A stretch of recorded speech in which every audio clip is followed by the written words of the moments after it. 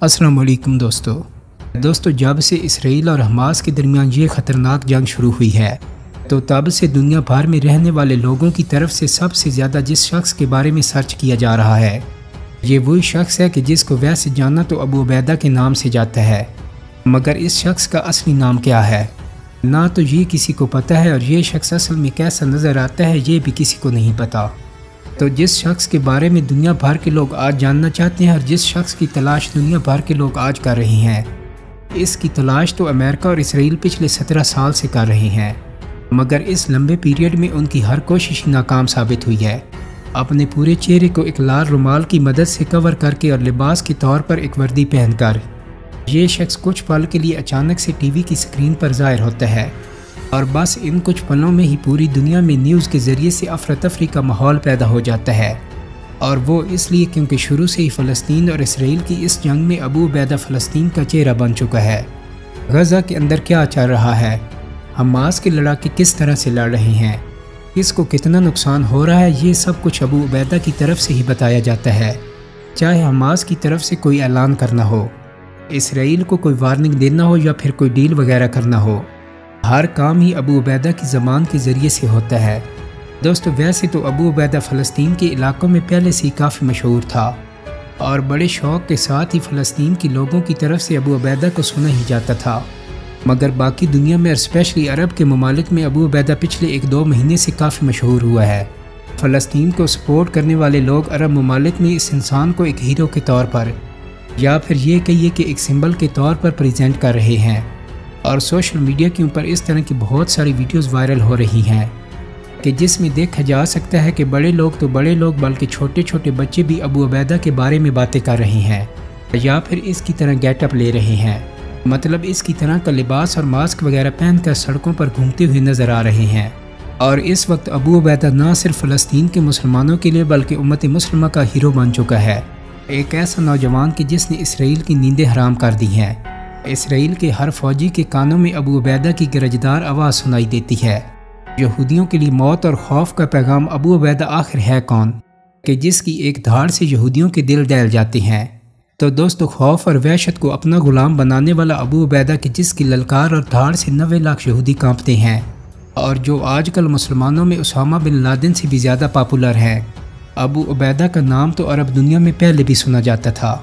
مگر اب اس نوجوان کی شہرت پوری دنیا میں جنگل کی آگ کی طرح پھیل چکی ہے،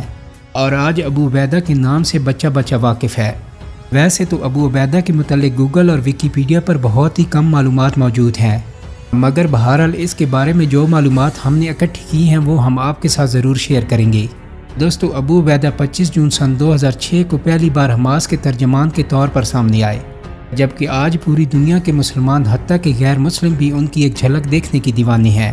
آج تک کوئی ان کا اصل چہرہ اور اصل نام کے بارے میں نہیں جانتا۔ ان کی عمر اس وقت تقریباً 42 سال بتائی جاتی ہے۔ بتایا جاتا ہے کہ انہوں نے الیکٹرانکس انجینئرنگ میں ڈگری حاصل کی، مگر کب، کہاں اور کس یونیورسٹی سے اس بارے میں کوئی نہیں جانتا۔ دوستو اس کے علاوہ اس کا تعلق عرب کے کس ملک سے ہے اس بارے میں بھی کوئی نہیں جانتا، جبکہ بعض ذرائع کا یہ بھی کہنا ہے کہ اس کے والد کا تعلق قطر سے جبکہ اس کی ماں کا تعلق فلسطین سے تھا، مگر اب تک ان دعووں کی کوئی حقیقت سامنے نہیں آئی۔ ابو عبیدہ کے بارے میں یہ بھی بتایا جاتا ہے کہ بچپن میں ان کا پورا خاندان ایک اسرائیلی حملے میں شہید ہو گیا تھا، اور ابو عبیدہ کی عمر اس وقت صرف 7 برس تھی۔ پھر ان کی پرورش اور تربیت کسی مذہبی اور جہادی شخصیت نے کی، لیکن کس نے کی ابھی تک ان کا بھی نام معلوم نہیں ہو سکا۔ تو جہاں تک ابو عبیدہ کے اصل نام کا تعلق ہے تو اس بارے میں بھی کوئی نہیں جانتا، اور یہ سن کر آپ یقیناً حیران ہوں گے کہ ابو عبیدہ کے ذاتی باڈی گارڈز جو ہر وقت ان کے ساتھ رہتے ہیں وہ بھی ان کے بارے میں کچھ نہیں جانتے۔ دوستو یہ بات تو پوری دنیا اور خاص کر اسرائیل تسلیم کرتا ہے کہ ابو عبیدہ ایک بہترین دماغ اور سوچ کا مالک ہے۔ اسرائیل اس کو گوریلا جنگ کا بادشاہ کہتا ہے، یعنی جب یہ شخص کسی گوریلا حملے کی پلاننگ کرتا ہے تو پھر دشمن کے لیے اس حملے سے بچ نکلنا ممکن نہیں ہوتا۔ ابو عبیدہ کے بارے میں یہ بھی مشہور ہے کہ اس نے غزہ کی سرنگوں کو جدید بنایا، جبکہ ان سرنگوں میں بنائے جانے والے دیسی ہتھیار بھی ابو عبیدہ اپنی ٹیم کے ساتھ مل کر خود بناتے ہیں۔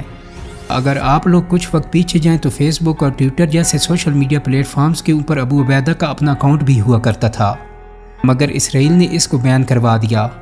اور جس کے بعد اب حماس کی آفیشیل ویب سائٹ یا پھر ٹیلی گرام وغیرہ کے ذریعے ابو عبیدہ کی ویڈیوز ریلیز کی جاتی ہیں۔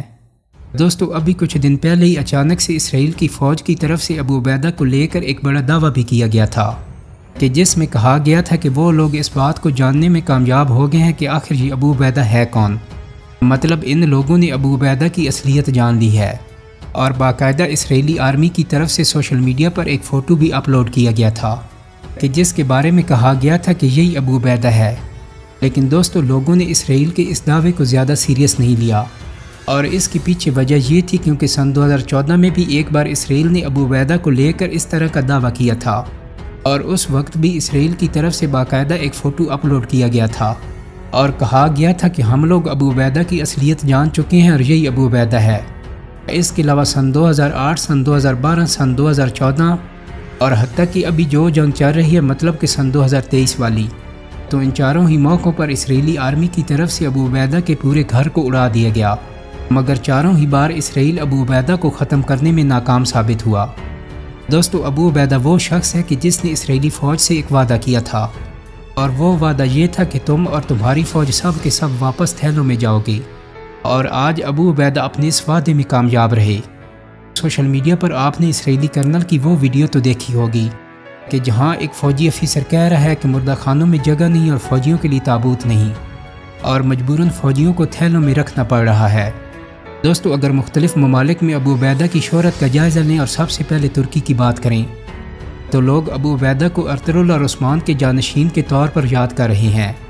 ترکی میں استنبول کے داخلی دروازوں پر ابو عبیدہ کا ایک دیو ہیکل پوسٹر بھی لگایا گیا ہے۔ اس کے علاوہ ترک نوجوانوں نے ایک اور مزے کا کام کیا کہ کچھ دن پہلے جب امریکی وزیر خارجہ انٹونی بلنکن ترکی کے دورے پر گیا تو جس روڈ سے وہ گزرتا تھا اسی روڈ پر ابو عبیدہ کی ایک بڑی تصویر لٹکائی گئی تھی۔ دوستو امید کرتا ہوں کہ میری آج کی ویڈیو آپ کو پسند آئی ہوگی۔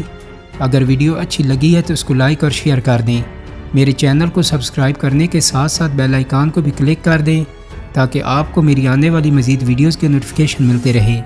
بہت جلد ہی ایک نئی ویڈیو کے ساتھ ملاقات ہوگی۔ اپنا بہت سارا خیال رکھیے گا۔ اللہ حافظ۔